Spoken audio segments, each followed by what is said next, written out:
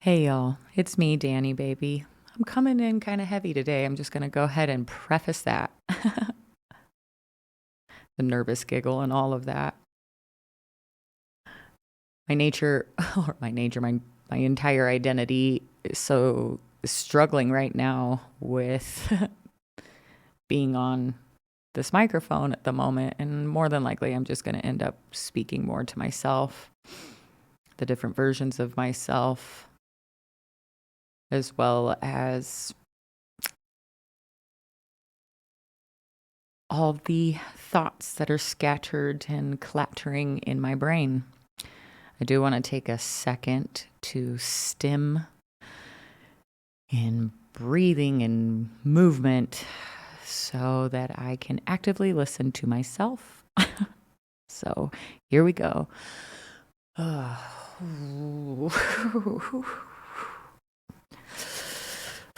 Get this out. All right. That's what I got. I'm in a very interesting space today. I had a really beautiful soul sit with me about 11 days ago.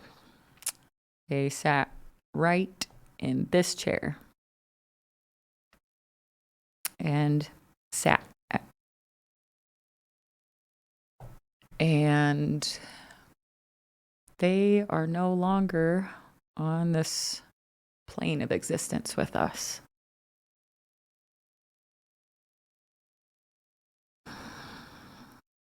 It's I don't want to say it's a lot. It's just process. It takes a moment processing, or maybe understanding that you don't have the ability to process at times. Maybe this is how I'm processing. But sovereign status is an incredible being that will continue living on, and the vibrancy of the community that they gave so much love to, including me. It's really profound, the earnesty that existed in that person, and just the way that they honored each and every single person that they crossed paths with. Really, really beautiful. So, in honoring that,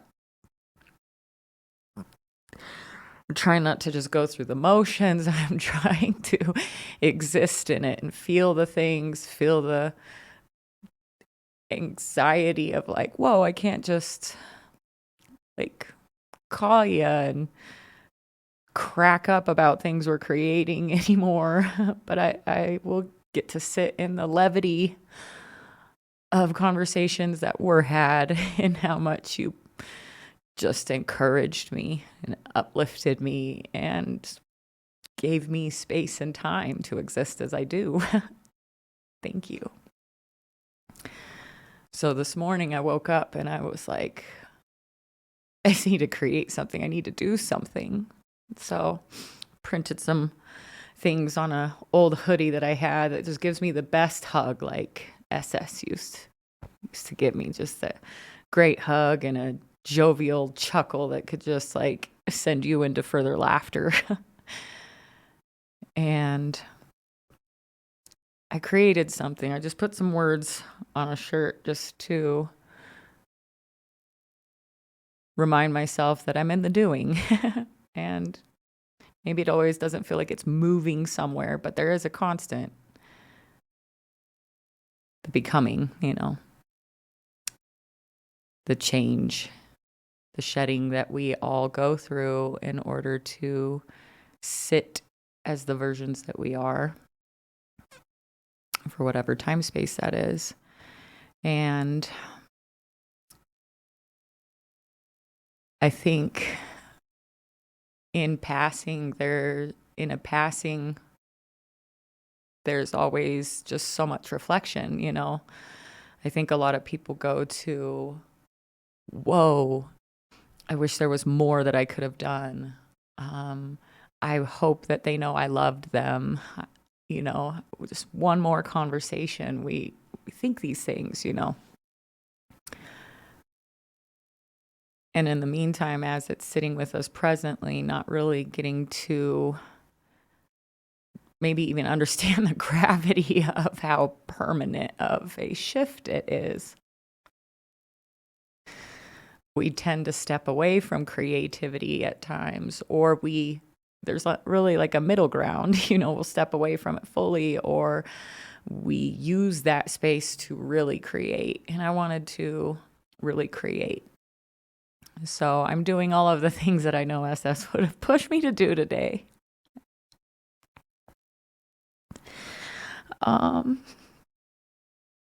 So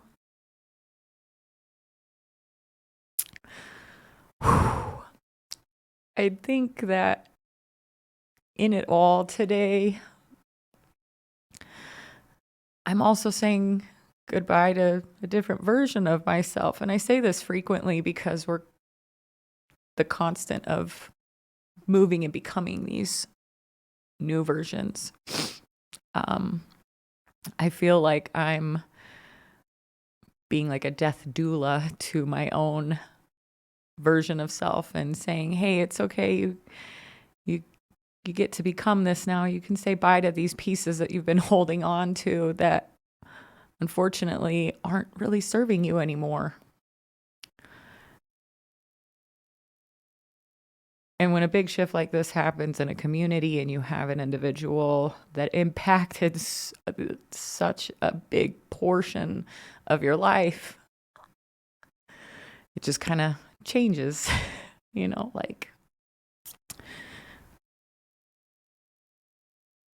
sorry, y'all. Just kind of changes how you look at the importance of things. So just to move into acknowledging that I'm going to choose to do these things today. I'm going to choose to be in the doing, choose to create, choose to just exist in whatever this is. I don't know if it's pain, grief, happiness, all the things. It's like every emotion at one time. And then it's nothing at all. And that's just such a dichotomy. I surmise that a lot of folks have felt this way, currently feeling this way, and are yet to feel this.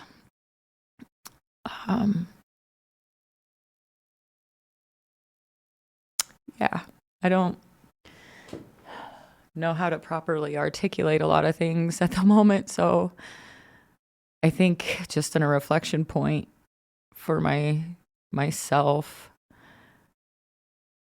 is to just recognize that I am my own opportunity.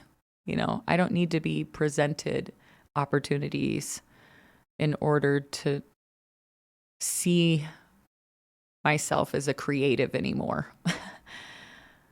I am an opportunity, and I want to take the time to explore that more. I think this might be my stage of grief, maybe. We get handed opportunities, we get offered opportunities, and we try to size ourselves up to the offer. Am I good enough? Am I this? Am I that? And it's like, we don't reflect on the point that if it was offered, then that means we ourselves are an opportunity. Us, you as the person that is in the shoes that you're in the brain you are, in the flesh suit we are, with the ever so peculiar spirit that we hold in ourselves, that we hold that. And I think that if we saw ourselves more as an opportunity, that we wouldn't give ourselves to things that didn't align with us. We wouldn't just be so willing to give of our energy. We would vet that in more. We'd ask more questions to ourselves, to those around us. We'd take more time to observe. We'd sit in space a bit longer and meditate on it. Meditate doesn't have to be this, breathe in and out and all this calm collective thing. It can just be conversing with yourself in your head. Maybe going on a walk or stimming. It's kind of meditation for me is stimming sometimes, but just in the profound way that we have been given an opportunity to exist, that opportunity is us existing. And I may just be on this entire raw ramble right now. It's like talking to myself and all the versions.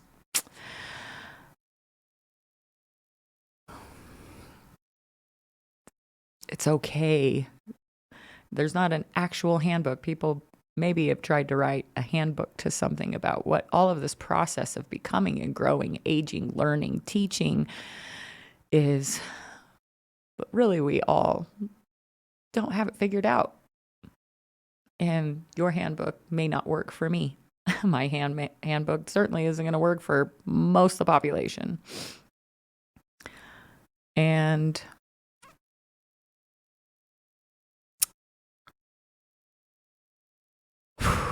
I've just taken a lot of time recently to hone in and re-navigate where it is I want to go.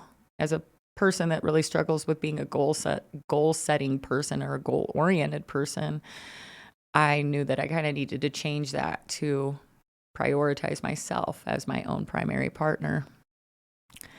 And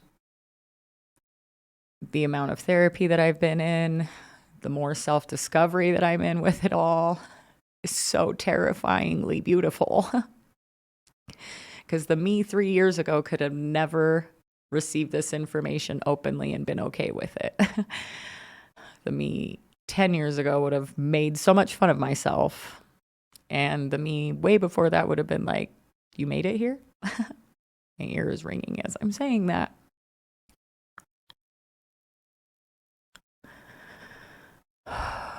I'm getting to define what words mean to me.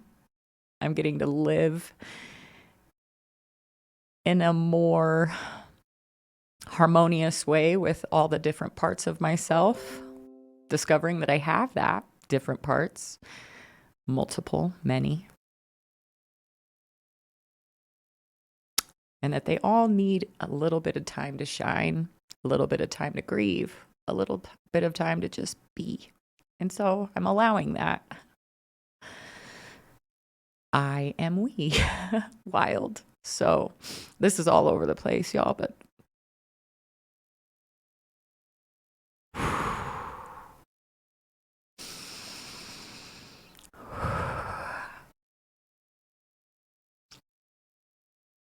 I love a song that NDRE sings, and there's some things in there that just resonate so profoundly, like in the lyrics that say, I am not the choices that my parents made.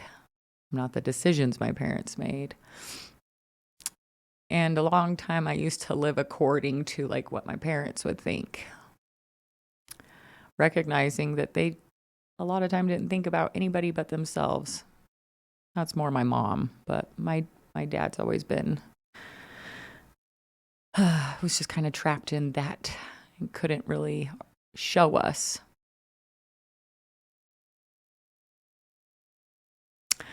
But anyway, I am not those decisions. I am not the treatment that they gave me either. And I used to try to live up to that so much and then see that my mom would live vicariously through me in an instance where a group of people would be proud. And she'd be like, yep, that's my kid. And then in secret would abuse me, discipline me, if you will. But in the moment where there was celebration, she would join in and take credit. But then behind closed doors, it wasn't that. So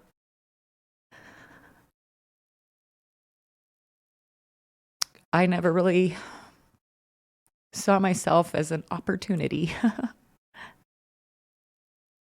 until now. I want to give myself all the opportunities to heal, to grow.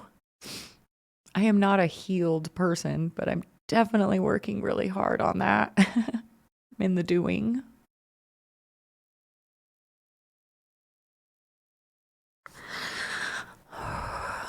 But I'm very ambitious to learn more. I know this podcast is all over the map right now, and I never had representation, so I'm being the representation I always needed. I'm being the safe space that I always needed to just let whatever is in here, just speak to it all. Does it make sense? To me, it does. To others, maybe not. But I think the point of me speaking to basically myself today is that these stages, these versions, these becomings, it's the time. It just takes time, requires time. I used to try to rush these processes, and that's what ended me up drinking nearly to death and ended me up in circles of vulture-like predator energy vampires. And sometimes I was the energy vampire to myself, making myself, disciplining myself, beating myself up if I didn't suit the fancy for everyone. If I wasn't constantly matching an energy that ultimately wasn't ever one I wanted to match. I forced myself to do it, never asking myself for consent, just doing it.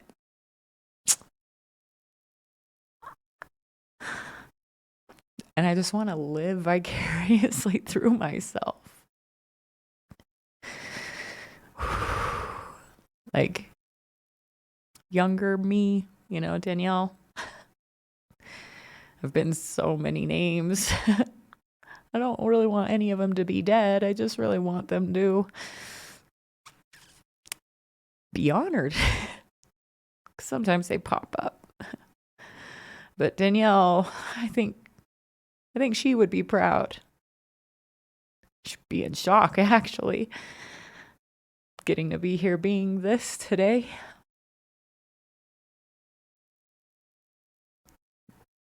Giving myself space and time, grace, compassion, co-parenting myself in a parallel with my parents. Interesting. And the versions that are yet to come. There's another parallel where I'll be on another side of meeting a goal, and I'll be talking to this version of myself. Saying, hey, proud of you. So, yeah, this is just how I'm processing today, or not. I don't even know if this is processing.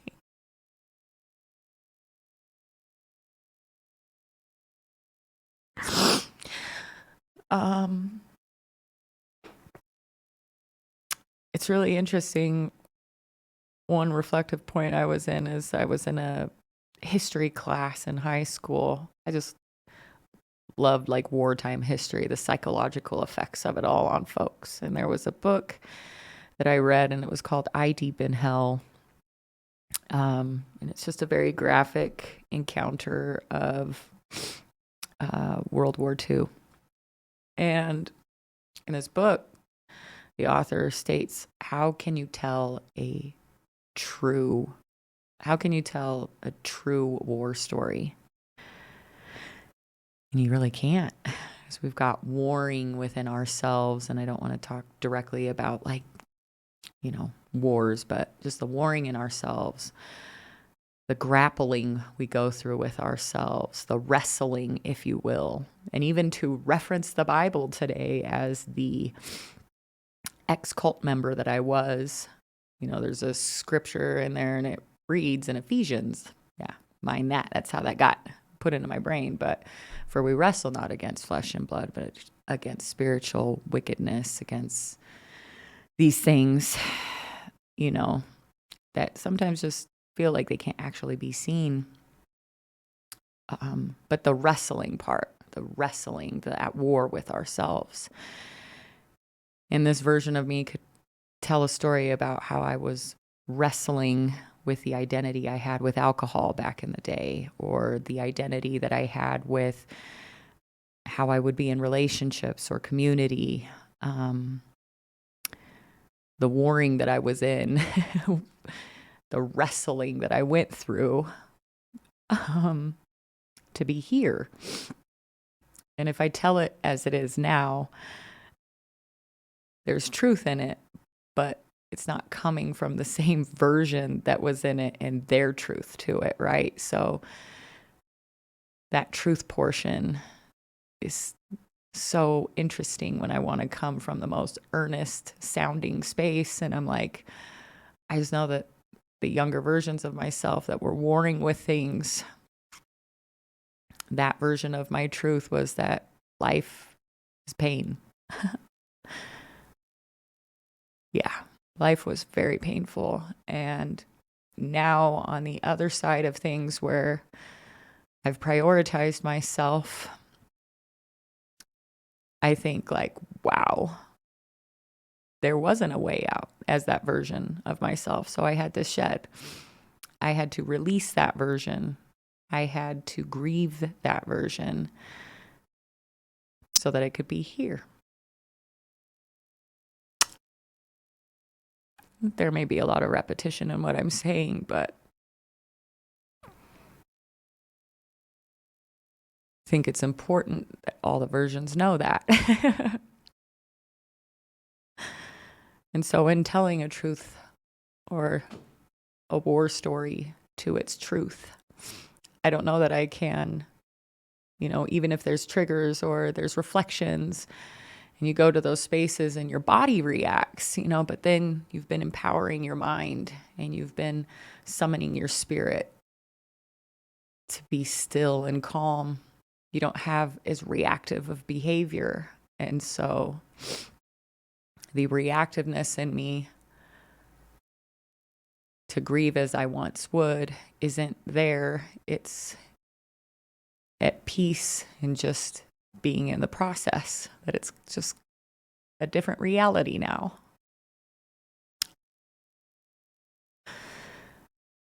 And so to my younger version of self, that maybe you discovered like a little radio or something and you're listening to an older version of you,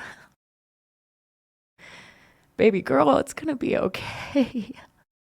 It won't feel like okay because you're not at the capacity to understand that yet. And that's beautiful. But I'm over here now. And I'm really fucking proud of you.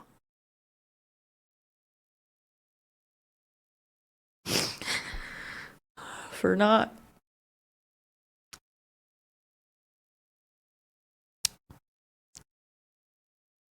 letting go of the little tiny moments that made you feel like it would be okay. 'Cause it's me telling you that now. Those little earrings you would get, like ear ringing sounds. It's because it's me telling you,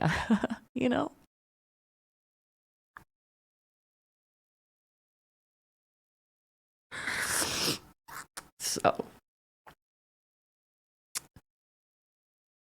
I think that's about what I got for today. So I think I might just sit here pondering and just being mic silent for a minute. But yeah, I think what's sitting with me the most as I want to wrap this up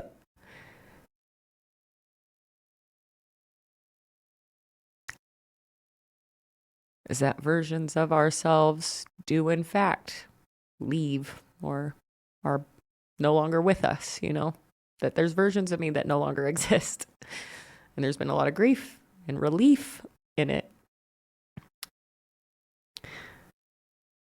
But I think to say that it's okay to be your own death doula to that version of yourself.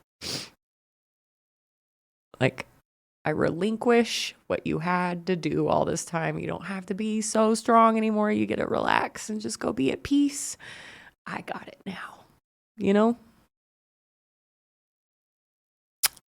So,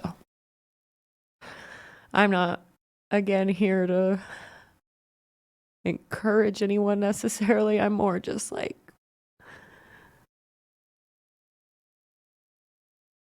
observing myself growing, I guess.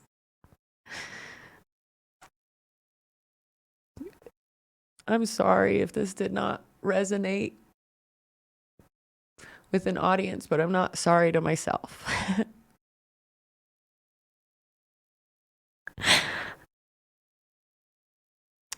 This is what doing looks like. This is what it looks like, Danny. So, being my own safe space now and being the representation I always needed.